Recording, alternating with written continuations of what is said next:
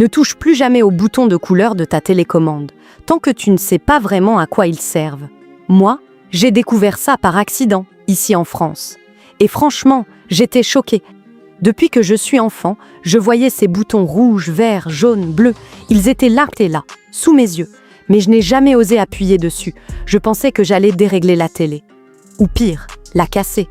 Et personne ne t'explique à quoi ils servent vraiment. Ni les vendeurs, ni les fabricants, ni même la notice.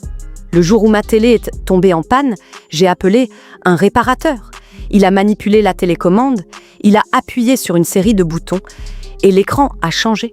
Il m'a facturé 150 €. Mais ce qu'il a fait, tu peux le faire toi-même. Sur la plupart des téléviseurs, Samsung, Sony, TCL.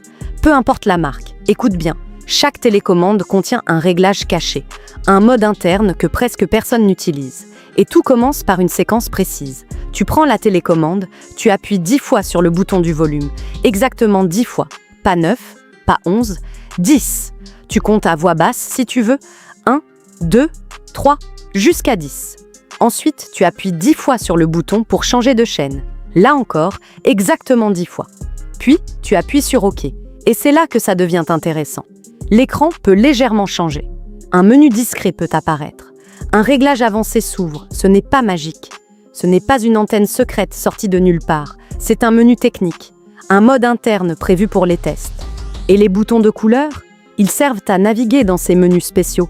Rouge pour activer une option, vert pour valider, jaune pour revenir, bleu pour enregistrer. Dans cet ordre précis, ce ne sont pas des boutons décoratifs.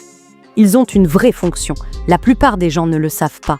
Parce qu'ils n'osent jamais appuyer, on voit un bouton différent. On imagine un risque, alors on ne touche pas. Et pourtant, il existe des dizaines de petites manipulations comme ça. Des choses simples.